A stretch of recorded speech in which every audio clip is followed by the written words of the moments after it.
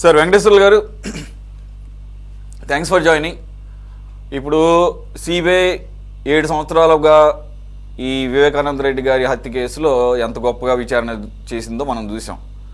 ఇది మనం ఇస్తున్న సర్టిఫికేట్ కాదు, స్వయాన ఆయన కూతురు కోర్టుల్లో పదే పదే చెప్పుకుని మొత్తుకుని 1కి 4 సార్లు విచారణని తూతుమంత్రంగా ముగించేద్దామని ప్రయత్నం చేస్తే సుప్రీంకోర్టులో పోరాటం చేసి మళ్ళీ సిబిఐని తట్టి లేపి చేసినా కూడా చివరికి ఇదే ఫైనల్ ఛార్జ్ షీటు, ఇక మళ్ళా మేము ఎంక్వైరీ చేయడానికి ఏమీ లేదు అని చెప్పేసిన నేపథ్యంలో ఆ తర్వాత కూడా సునీతమ్మ గారు బయటకు వచ్చి క్లియర్గా చెప్పారు.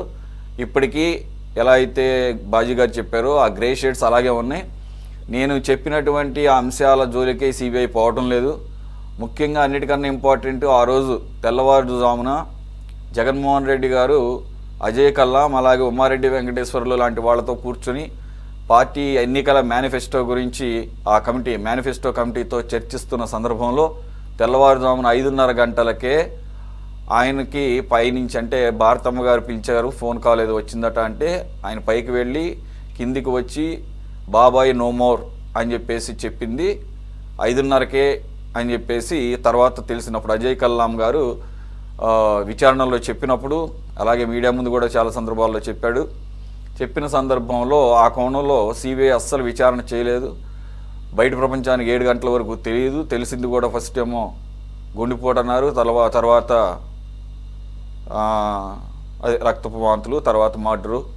మరి అంత ఘోరంగా గొడ్డలతో అన్నిసార్లు నరికినప్పుడు వాటిని కూడా ఆ సాక్ష్యాధారాలను కూడా మాయించేసే కార్యక్రమం జరిగిందని, దానికి అక్కడ ఉన్నటువంటి పోలీసు అధికారులు సహకరించారని, మరి బాడీకి ఆ గాయాలన్నీ కనపడకుండా కుట్లు వేయడానికి కూడా ప్రయత్నం చేశారని, బ్లడ్ని కడిగేశారని, ఇవన్నీ వచ్చిన ఆరోపణల నేపథ్యంలో మరి 5:30 గంటలకే ఇన్ఫర్మేషన్ బయటకు వచ్చినప్పుడు ఎవరు చేశారు, ఎవరు చెప్పారు, ఏం జరిగిందని చెప్పారు అనేది కనీసంగా అయినా కూడా ప్రశ్నించలేదు అన్న ఒక బేసిక్ దాన్ని కోర్టులు అంగీకరించలేదు. అదేమంటే బంధువులకు ఫోన్లు చేసుకుంటూ ఉంటారు కాబట్టి అది పెద్ద విషయం కాదని. కరెక్టే, కానీ అసలు ఎవరు చేశారు, ఏం చెప్పారు, ఇది కదా బేసిక్గా.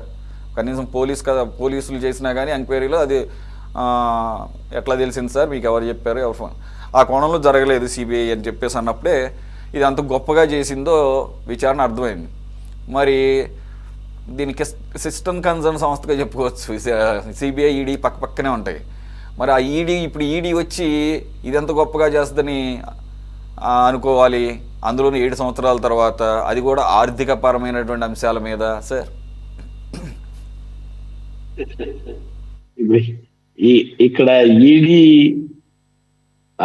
విచారణ చేపట్టిన అంశాలు ఎలా చంపారు, ఏం చంపినంటే కంటే కూడా ఆ సందర్భంగా డబ్బు ఎలా వచ్చింది అనేది ఇప్పుడు కీలకంగా మారింది.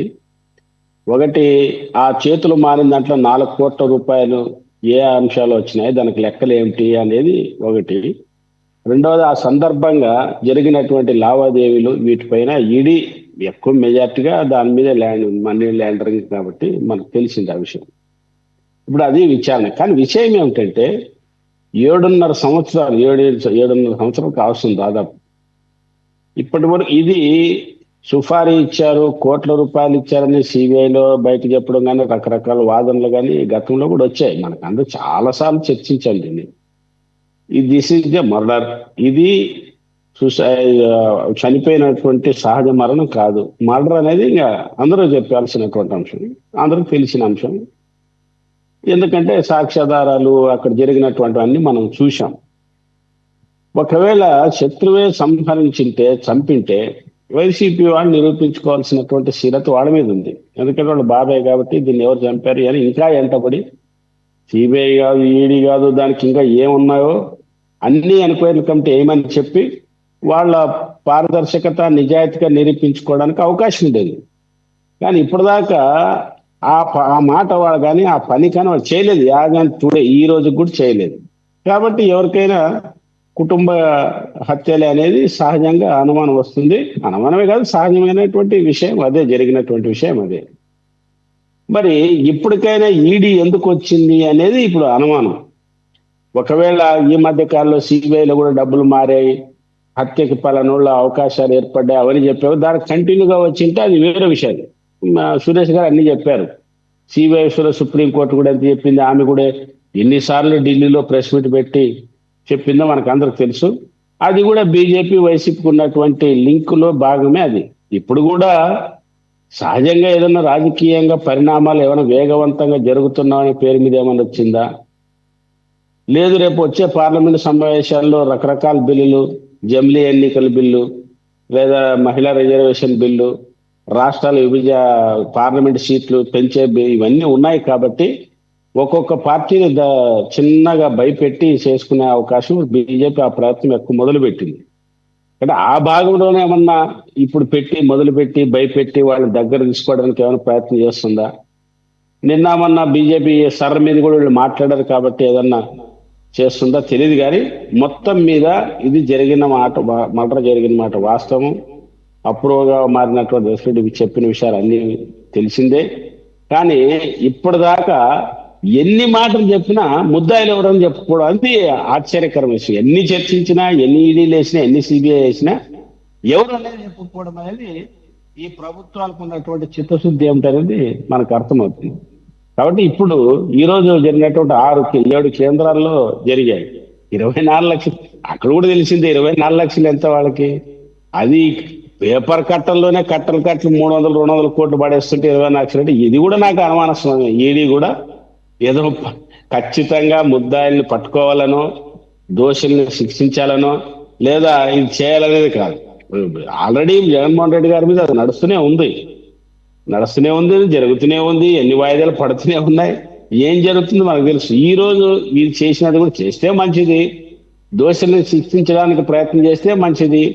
కానీ ఈడీకి స్వతంత్రత ఉందని కానీ, ఈడీకి అది స్పృహ వచ్చి ఇదేమో జరిగిందని స్వతంత్రంగా వచ్చి విచారిస్తుందనే నమ్మకం నాకు లేదు. ఇది రాజకీయ కారణాల వల్ల ఏదో భయపెట్టడానికి వచ్చింది తప్ప నిజమైన న్యాయం జరుగుతుందనే నమ్మకం అయితే నాకు లేదు. ఇది ఈరోజు జరుగుతున్న బట్టి చూస్తుంటే. ఇప్పుడు కొత్తగా భయపెట్టేదే ఉంది సార్. ఇప్పుడు భయపెట్టాల్సిన పరిస్థితి అవసరం ఉందంటారా బీజేపీకి కానీ ఎన్డీఏకి కానీ? ఇప్పుడు ఏ బిల్లుకి ఆఖరికి అధికారం కోల్పోయిన తర్వాత కూడా, ఇది 2024 ఎలక్షన్స్ తర్వాత కూడా ఈ మధ్య కాలంలోనే చూసాము, పెట్టిన ప్రతి బిల్లుకి కూడా వాళ్ళు అడగకపోయినా కూడా మద్దతు ఇస్తున్నప్పుడు ఆ పరిస్థితి ఉందంటారా? అయ్యో, ఇప్పుడు అమిత్ షాని అరెస్ట్ చేయాలని రేపు ఉద్యమం స్టార్ట్ కాబోతుంది. రేపు రకరకాల పేరు మీద బీజేపీకి వ్యతిరేకంగా స్టార్ట్. బీజేపీ కూడా భయం పుట్టుకున్నది ఏదో జరగబోతుంది అనేది. ఈ రోజు ఢిల్లీలో జరిగినటువంటి ఆ పెల్లెట్ల పైన చేసిన కేసు కూడా బుక్ చేశారు. ఈ రోజు దేశ రాజకీయాలు వేగంగా మారుతున్నాయి. ఈ మారుతున్న పరిస్థితుల్లో ఎవరు చేజారకుండా కూడా చేయొచ్చు. కానీ నిజంగా ఈడీ అనుమానం నాకు తెలిసింది రాజకీయంగా చెప్తున్నా, గత 10-15 రోజులుగా కంటిన్యూ జరుగుతున్నా, లేదు ఆ సుప్రీంకోర్టు చెప్పినప్పుడు, లేదా రాష్ట్రంలో జరుగుతున్న రాజకీయ అంశాలప్పుడు, సుప్రీంకోర్టును 3వసారి కూడా అడిగినప్పుడు ఇది ఒక్కసారి ఛాన్స్, అప్పుడైనా ఈడీ ఎంటర్ అయింటే దాని నిజాయితీ మనకు అర్థమైంది. నాకు తెలియదు ఏమన్నా మరి ఈ మధ్య లేటెస్ట్ మీరు చెప్పాలి. ఈ మొన్న ఈ 6 రోజులుగా జరిగింది, ఇంకా ఆయన మీద బెయిల్ సందర్భంగా చర్చ వచ్చింది, మరి తిరిగి జైలుకి పంపాలని వచ్చింది. ఇవన్నీ జరిగింటది. అనూహ్యంగా ఈ రోజు వచ్చి ఆ 7 సెంటర్స్ లో వచ్చి పులివెందుల్లోనా, కడపలోనా, కోకపేటలోనా చివరాఖరి ప్రయత్నంగా ఆవిడ కొన్ని రోజుల క్రితమే రీసెంట్గా రాష్ట్రపతి గారికి లేఖ రాశారు.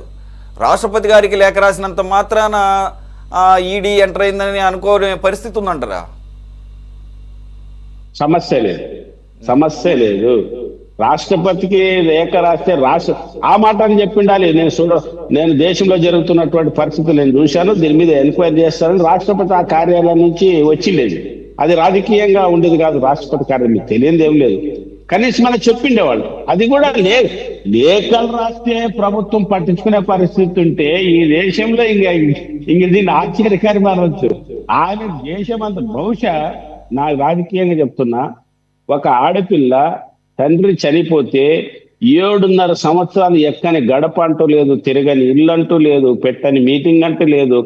ఇక అవి ఎన్ని అవకాశాలు ఉంటే అన్ని అవకాశాలని ఒక ఆడపిల్ల, కనీసమైన ఆడపిల్లకి అన్యాయం జరిగిందని ఒక జాలి కూడా ఎవరికి లేకపోయింది. ప్రధానమంత్రి అమిత్ షా ఏ చిన్నది వచ్చినా చేసేవాళ్ళు, దీని మీద ఎందుకు చేయలేదు? రాష్ట్రపతికి లేఖ రాసినంత మాత్రమే వచ్చిందైతే నేను అనుకోవట్లేదు. అటువంటి లేఖలు మేము కోటి సంతకాలు పంపించాం మన జరిగినటువంటి కొన్ని ఇన్సిడెంట్ మీద. ఈ రోజు కూడా జరిగింది, మీకు చూసింటారు. హైదరాబాద్ లో ఎంపీ కొడుకు ఒక అమ్మాయిని, ఇవన్నీ కొత్త ఏం కాదండి. రాష్ట్రపతి గారు లేఖ పంపడం వల్ల ఎంక్వైరీ చేస్తారంటే సంతోషం, హ్యాపీ. కానీ అది జరగదు. ఇదేదో అనూహ్యంగా ఏదో రాజకీయ పరిణామ దృష్ట్యా ఈడీ ఎంటర్ అయిందని అనుకుంటున్నాం. ఒకవేళ ఇప్పటికైనా ఈడీ నిజాయితీగా ఒక చిత్తశుద్ధితో ఒక ఆడపిల్లకి అన్యాయం జరిగింది, తండ్రిని కోల్పోయిందని ఒక సానుభూతితోనేసి నిజమైన ముద్దాయిల్ని శిక్షించాలని మాత్రం నేను మనసారా కోరుకుంటున్నాను.